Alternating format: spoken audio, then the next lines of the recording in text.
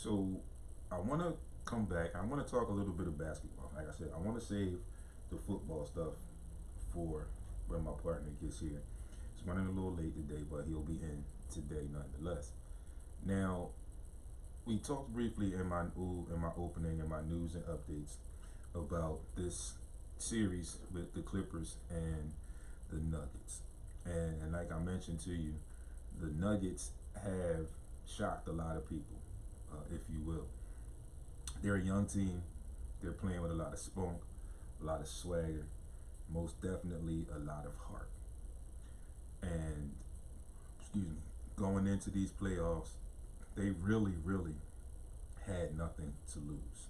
So it appears to me that they are playing every game like it's their last. Like Jamal Murray said, and I posted the quote. He said, "You know, in life you find things that have value to you, have meaning to you, things you want to fight for." He said they found something that they want to fight for, and they're going to fight.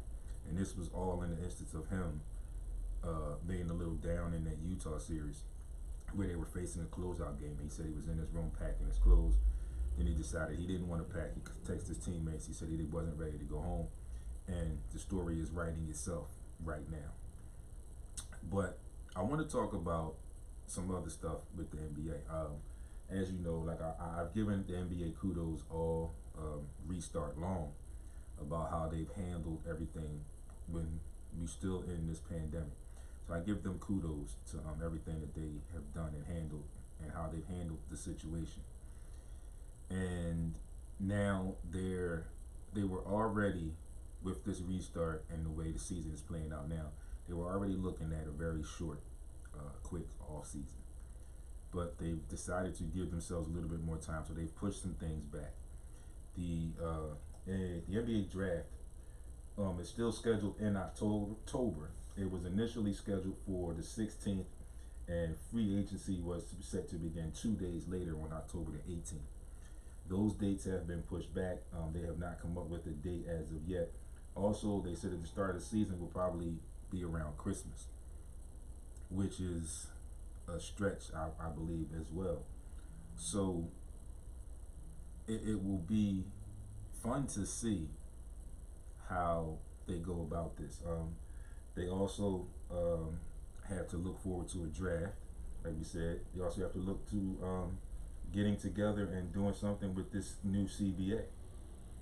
So they have a lot of work to do in a very short period of time. And what needs to be done, I hope, will take place and will become another season for the NBA, a longer season where there will not be a break in the season. We can just get through the season and have an NBA season. So, like I said, getting back to that other series, we have another game 7 between the Nuggets and the Clippers. And like I mentioned, the Nuggets are fighting. They found something that they want to fight for, and they are definitely fighting for it. I initially, in my predictions when the playoffs were set, didn't think that they would get this far to the series. I figured it would be over in 6 games. And again, like I mentioned earlier, no discredit or no disrespect to the Nuggets. I just felt like the Clippers were a better team. I felt like the Clippers had a better bench, and also slightly felt like the Clippers had a better coaching staff.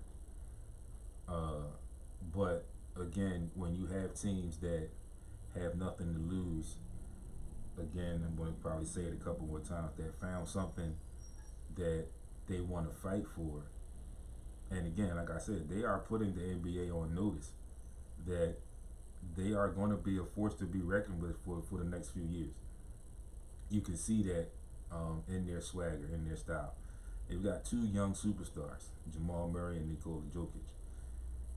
Other stars, other players are beginning to emerge as well, but those are their 2 superstars.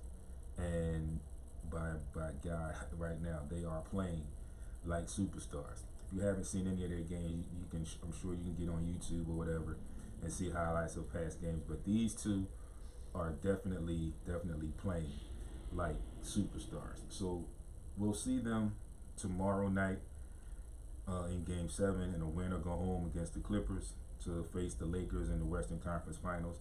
And also Tuesday night, the Eastern Conference Finals will begin. The Heat facing off against the Celtics.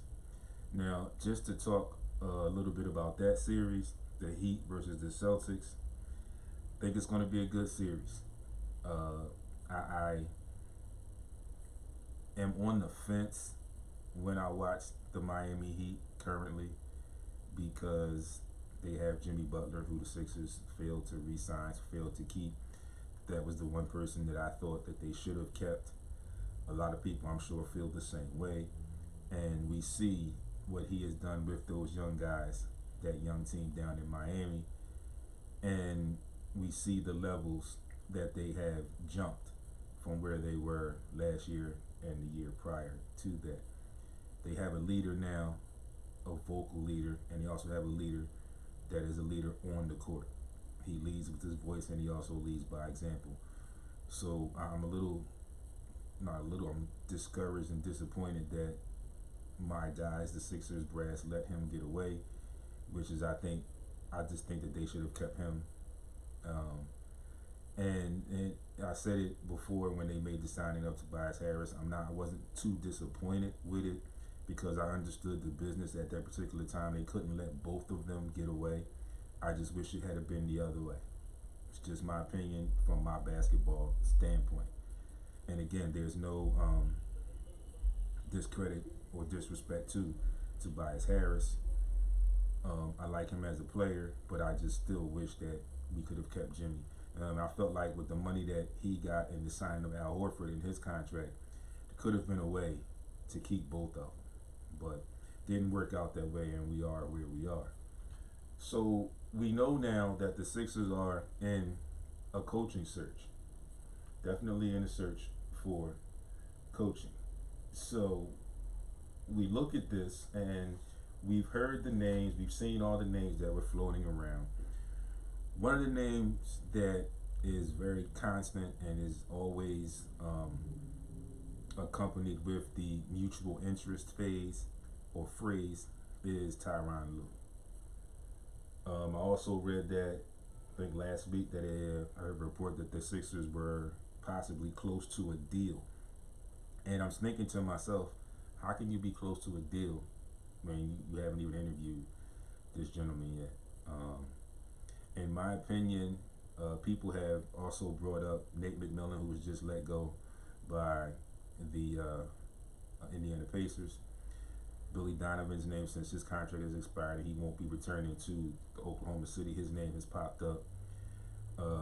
John Lucas, assistant coach, also with the Clippers, his name has popped up. I don't know why Sam Cassell's name hasn't popped up. There are other names. Jay Wright, his name has popped up, and he decided, and he put out a statement that he is not interested in the job, which I kind of figured from the very start when I first heard his name. And there are other names floating around. But at this point, I feel like the Sixers need to interview every possible candidate that's out there. Maybe you find the right guy in just an interview process, or maybe you get somebody in here that really wows you and has a plan or some ideas of what you can do with the roster that you have. So I think that, again, they should interview everybody. They shouldn't just have tunnel vision in this search and set their eyes on one particular coach or one particular person. Even if there is reported mutual interest, it's all fine and well. But again, you could have mutual interest in the player and a coach, and that coach would have mutual interest in that job, and then someone else could come along and, like I said, knock your socks off in an interview and trump that mutual interest. So I feel like everyone that's available needs to be spoken to or spoken with, and then you go from there. I also feel like Elton Brand has to begin to put his foot down, and I understand that they wanted to do things by committee, but I think Elton Brand, the former player, that knows what type of caliber players you need, what type of players and coaching staff you need to be successful in the NBA needs to be needs to have the final say, and just make some hard nosed decisions on how the Sixers move on to proceed with their search, and to make some changes or do some things to the roster, which I think is going to happen in the offseason anyway. And the trades, Elton Brand has already put it out there that he is not looking to trade Ben Simmons or Joel Embiid. So while I bring that up right now, let's talk about that for a little bit. And I'm sure people are anxious to hear some things that I have to say. Maybe not, but nonetheless, I've talked to a lot of people, and a lot of people have been throwing out these ideas of different teams and how they could, or what they would like to do, or what they think about moving Joel Embiid. Let's start there. For example, one of the problems with that type of trade right now is the simple fact that the way the NBA is set up, Joel Embiid is a top 10, top 8 player in the NBA right now. More than likely, you will not get a top 7, top 8 player back in his return.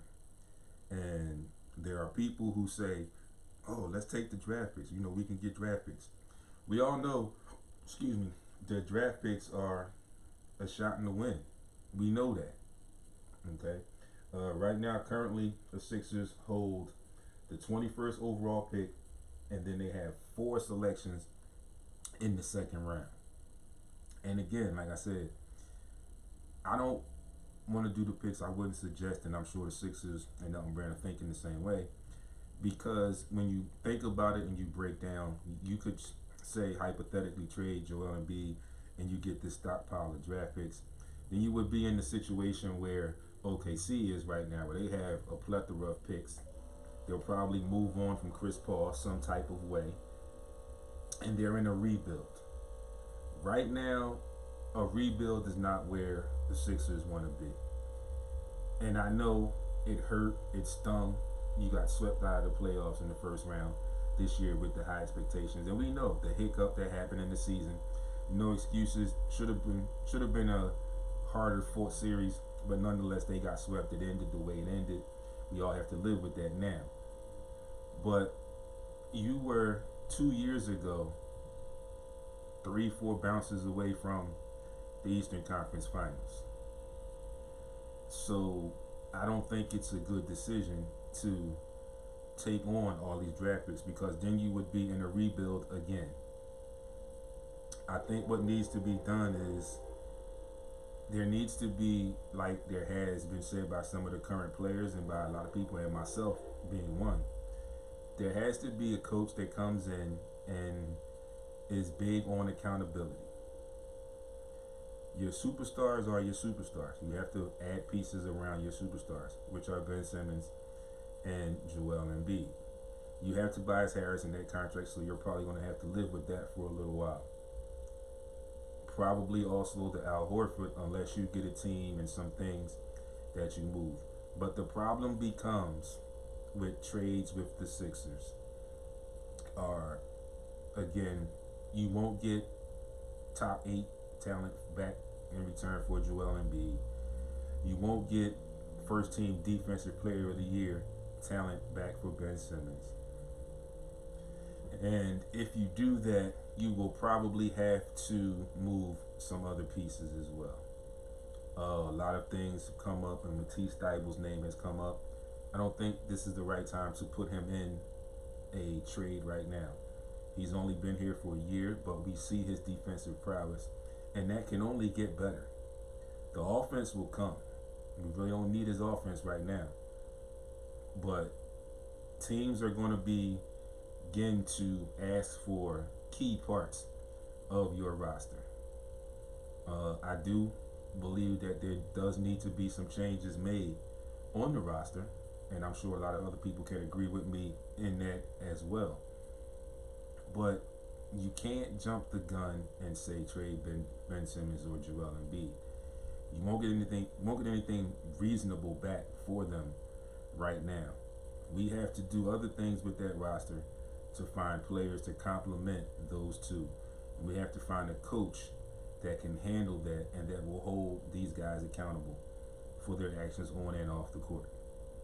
It's just that simple. So, Elton Brand, you have a lot on your plate. You have a lot on your shoulders right now. Like I said, you showed me some things when you got here with the Jimmy Butler trade, with the Tobias Harris Bobby trade when that initial trade was made. You showed me something there. So I think you need to get back to that and use the fact that you are respected still around the league in some conversations, that you need to put your foot down and you need to do what's best for the team. Like I said, moving forward, you can run things past your counterparts in that front office, but you need to be the one making that final decision to improve on this team in a very short time.